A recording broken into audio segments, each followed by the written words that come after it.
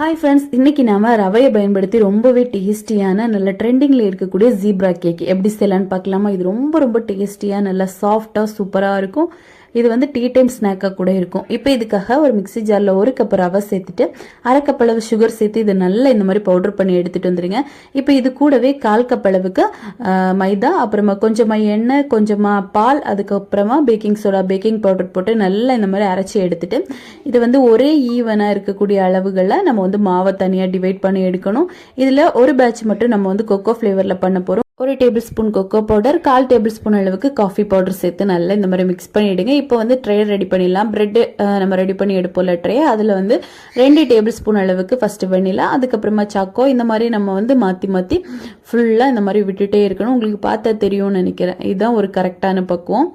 இப்போ எல்லாத்தையுமே நம்ம சேர்த்துட்டு ஓவனில் 180 டிகிரியில் ஒரு 10 மினிட்ஸ் ப்ரீஹீட் பண்ணிவிட்டு ஒரு 45 மினிட்ஸ் பேக் பண்ணி எடுத்திருக்கேன். கடாயிலையும் இதே மாதிரி தான். இப்போ வந்து நம்ம சூப்பராக பேக் பண்ணி எடுத்தாச்சு. இதை அப்படியே ஆற விட்டுட்டு உடனே கட் பண்ணி எடுங்க. பாருங்கள் எவ்வளோ சாஃப்டாக எவ்வளோ ஸ்மூத்தாக ரெடியாக இருக்குன்னு. கண்டிப்பாக நீங்களும் இதை உங்கள் வீட்டில் ட்ரை பண்ணி பாருங்கள்.